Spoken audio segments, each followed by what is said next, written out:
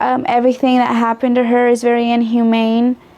Locked out TV, thought you knew. Keep it G and keep it fly. Locked out merch, you got to buy. Many colors on the tee. Swear there's has beyond your screen. I'ma cut me everything. Homie said it's going fast. Put my blue on everything. Locked out TV, bring your facts.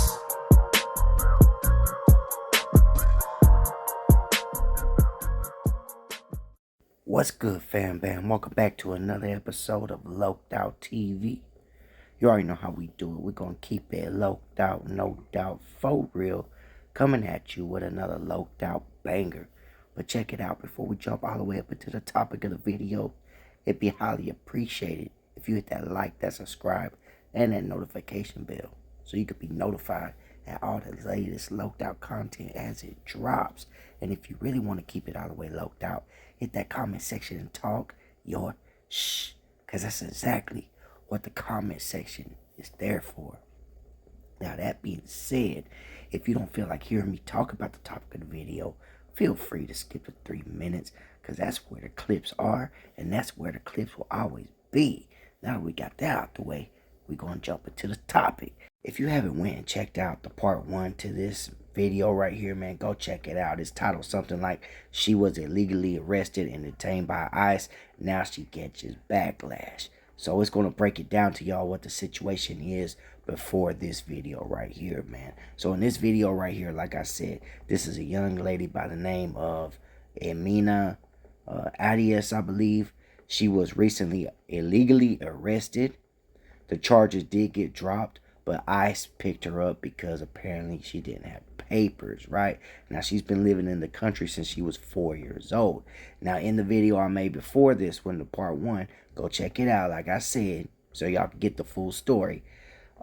She did get an ICE bond, right? It was $1,500. Her father was also detained by ICE, and he also got an ICE bond.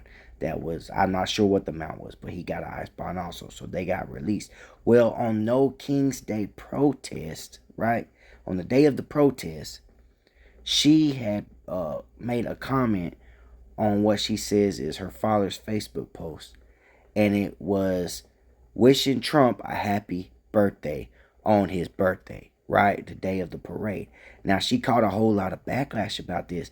People started wanting money refunded that they donated to the cause, started sending threats.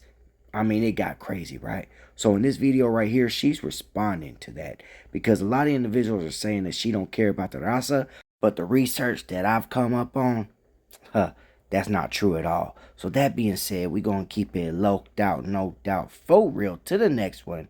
And here's that clip. Good afternoon, Ranking Member Durbin and members of the Judiciary Committee. My name is Jimena Arias Cristobal. I am a 19-year-old, a daughter, sister, and an avid runner.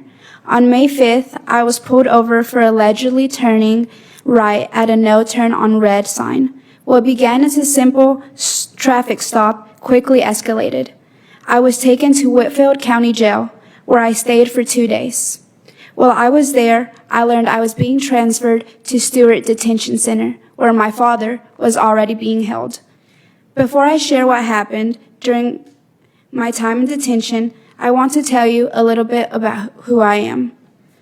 My parents and I came to the U.S. in 2010 when I was just 4 years old.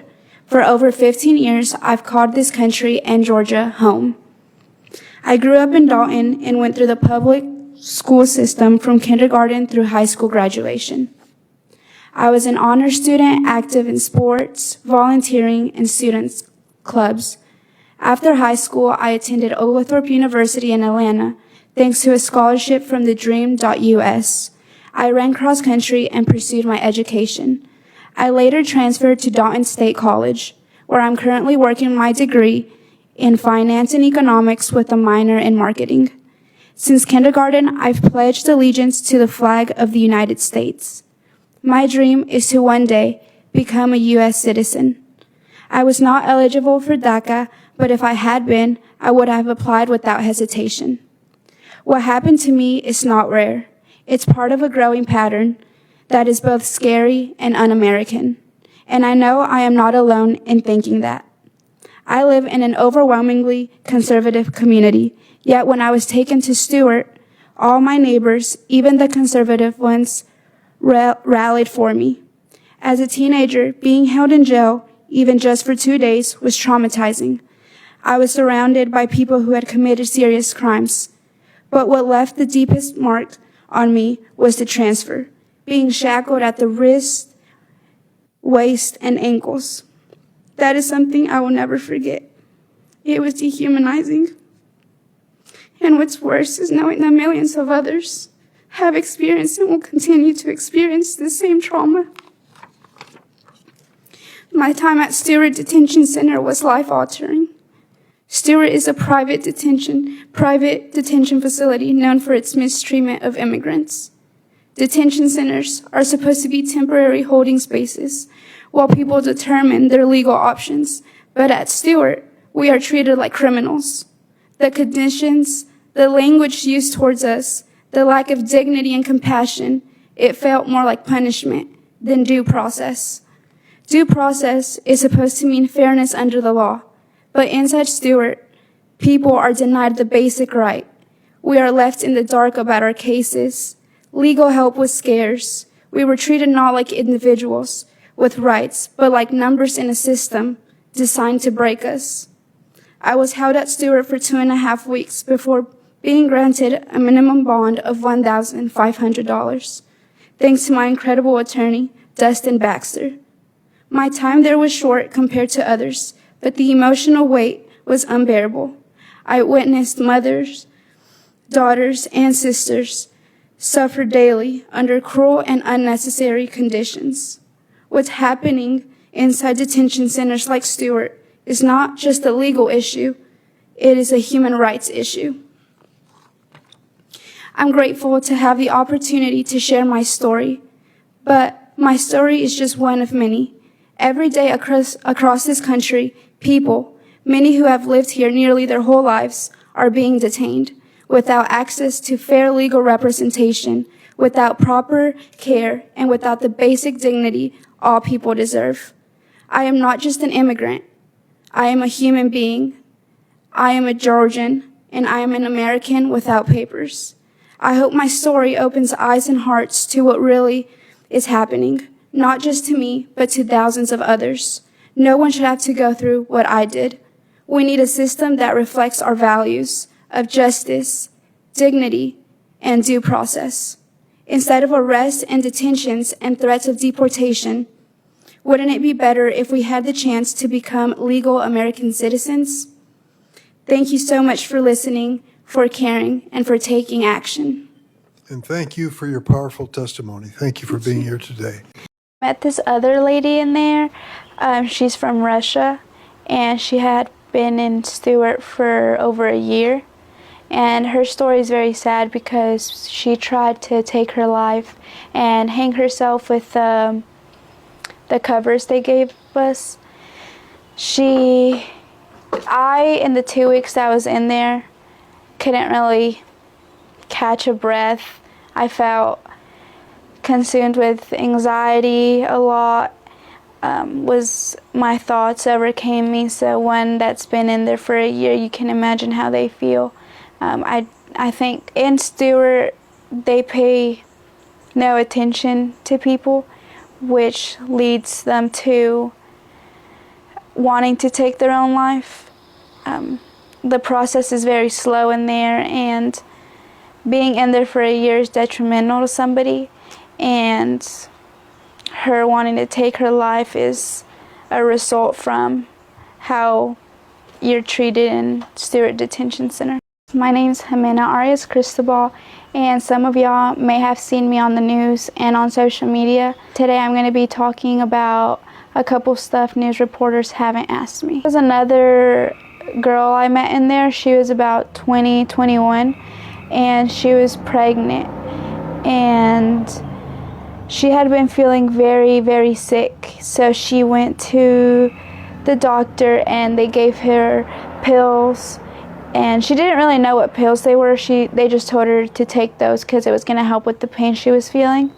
And then one day she got really, really sick, and turns out her baby had died. So they took her to a concrete room, as she explains to me. with the toilet and a shower, and she would sleep on the floor with a mat while her baby was dead inside of her. And they would give her painkillers, but they weren't really giving her any of the proper procedures she needed to have. Until she was bleeding out and she was close to dying, they transferred her to a hospital, and that's when they finally took the baby out of her stomach, and they gave her blood.